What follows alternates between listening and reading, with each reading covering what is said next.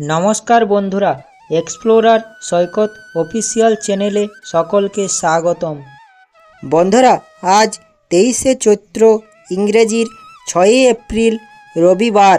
আজ পালিত হচ্ছে শ্রীরাম নবমী। চৈত্র মাসের শুক্লা নবমীর দিন ভগবান শ্রী বিষ্ণুর সপ্তম অবতার পুরুষোত্তম ভগবান শ্রীরামচন্দ্র জন্মগ্রহণ করেছিলেন। তাই আজকের দিনে আপনারা সকলেই রাম নবমীর তিথির ব্রত পালন করছেন। আজ যারা রাম নবমীর ব্রত পালন করছেন বা আজকের দিনে ভগবান শ্রীরামচন্দ্রের পূজা করে থাকছেন, তাহলে শ্রীরামের উদ্দেশ্যে একটি প্রদীপ জ্বালিয়ে শ্রীরাম নবমীর ব্রত কথাটি অবশ্যই শ্রবণ বা পাঠ করা প্রয়োজন। তা না হলে রাম নবমীর ব্রত অসম্পূর্ণ থেকে যায়। সেই জন্য ব্রত কথাটি শেষ পর্যন্ত শ্রবণ করবেন। আজকের দিনে আপনারা যতবারেই শ্রবণ করবেন ততবারেই মনে এক শান্তি অনুভব করবেন। আশা করি ব্রত কথাটি আপনাদের শুনে ভালো লাগবে এবং কমেন্টে জয় শ্রীরাম অবশ্যই লিখবেন। পুরুষোত্তম ভগবান শ্রীরামচন্দ্রের উদ্দেশ্যে প্রণাম জানিয়ে শুরু করছি রামনবমীর ব্রত কথা। ব্রহ্মার মানসপুত্র মহাযোগী সনক পিতৃ সমীপে উপস্থিত হইয়া জিজ্ঞাসা করিলেন, হে ভগবান, প্রসিদ্ধ আছে রাজা দশরথের ঔরসে রানী কৌশল্যার গর্ভে ত্রিলোকনাথ ভগবান শ্রী বিষ্ণু শ্রীরাম রূপে জন্মগ্রহণ করিয়াছিলেন। দশরথ ও কৌশল্যা এমন কি পুণ্য করিয়াছিলেন যে দুর্বাদল শ্যাম বীর শ্রীরাম তাদের গৃহে অবতীর্ণ হইলেন? কৃপা করে আমার কাছে তা বর্ণনা করুন। এই কথা শুনে ভগবান ব্রহ্মা কহিলেন, বৎস, তুমি জগতের কল্যাণার্থে অতি পবিত্রই প্রশ্ন করিয়াছ। ইহার উত্তর তোমায় আমি দিতেছি, তুমি তা শ্রবণ করো।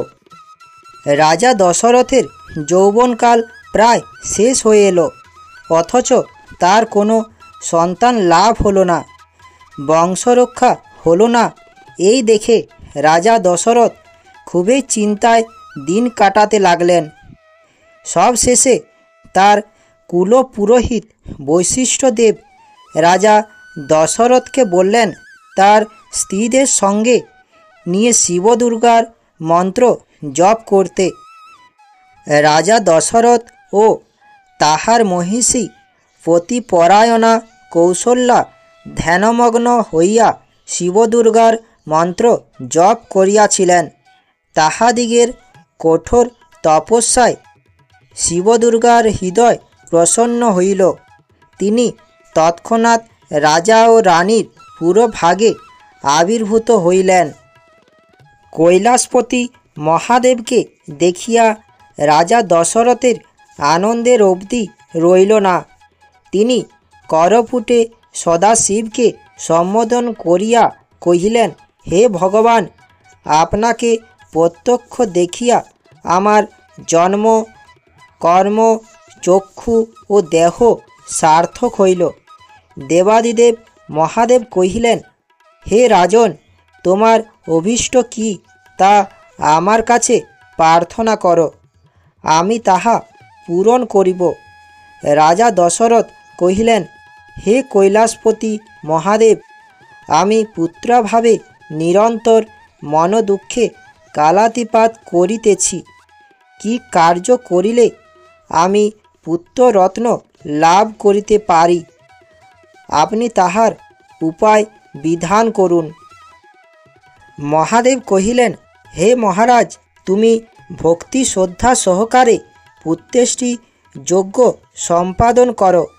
তাহা হইলেই কৌশল্যার গর্ভে ব্রহ্মাণ্ডপতি জনার্দন শ্রী বিষ্ণু তোমার পুত্ররূপে অবতীর্ণ হইবেন। দেবাদিদেব চন্দ্রনাথ এই বলিয়া অন্তর্ধান হইলেন। অনন্তর রাজা দশরথ কৌশল্যার সহিত একত্র হইয়া যথাবিধান পুত্রেষ্টি যজ্ঞের অনুষ্ঠান করিলেন। যজ্ঞের ফলে অচিরেই কৌশল্যার গর্ভ সঞ্চার হইল। যথাসময়ে যথাকালে চৈত্র মাসে শুক্লপক্ষের নবমী তিথিতে পুনর্বসু নক্ষত্রে শুভ লগ্নে শুভক্ষণে শুভ যোগে স্বয়ং জনার্দন ভগবান শ্রী বিষ্ণু শ্রীরামচন্দ্র রূপে অবতীর্ণ হইলেন।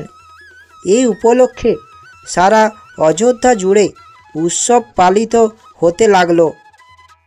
এই জন্যই চৈত্র মাসের এই দিনটি রাম নবমী নামে কথিত। এই মঙ্গলময় শুভ দিনে পুরুষোত্তম শ্রীরামচন্দ্রের উদ্দেশ্যে যে কোনো শুভ কর্মের অনুষ্ঠান করেন, কোটি সূর্য গ্রহণ অপেক্ষা তাহাতে অধিক ফল লাভ হয় তা সন্দেহ নাই।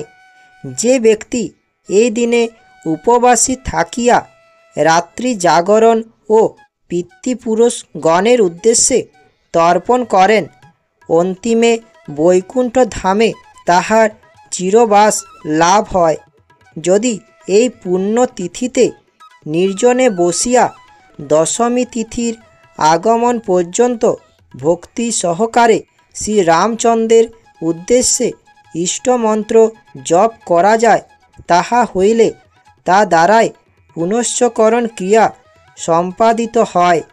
এইরূপ জপের পর দশমীতে ব্রাহ্মণ ভোজন করাইয়া দক্ষিণা প্রদান করা কর্তব্য।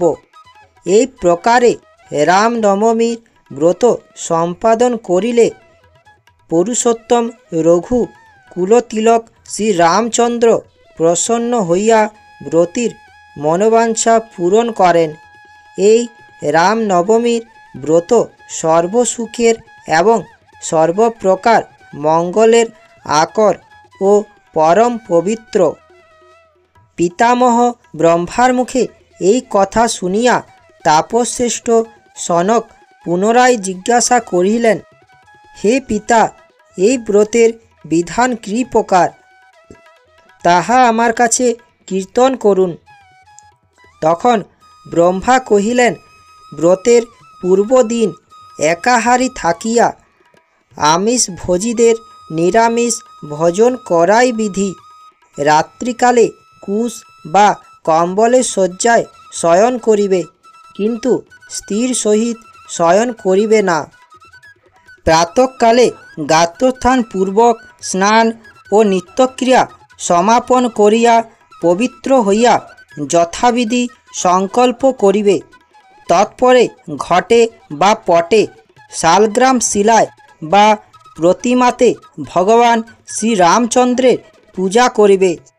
প্রথমত কৌশল্যার ও তৎপরে দশরথের অর্চনা করিতে হয়। তদন্তর পরিবার বর্গের পূজা করিয়া নবগ্রহ, দিকপাল ও অস্ত্রসমূহ অর্চনা করিবে। মধ্যাহ্নকালে শ্রীরামচন্দ্রের আবির্ভাব স্মরণ করিয়া পদ্মার্ঘ্যদি দ্বারা তাহার পূজা সম্পাদন পূর্বক 3টি পুষ্পাঞ্জলি প্রদান করিবে। রাত্রি জাগরণ করিতে হয়। পরদিন প্রভাতে স্নানান্তে যথাবিধি ভক্তি সহকারে শ্রী রামচন্দ্রের পূজা সমাপনান্তে ব্রাহ্মণকে ও ভোজন করাইবে ও দক্ষিণা দিয়া তাহাদিগকে সন্তোষ সাধন করিবে। তৎপরে নিজে পারণ করিবে।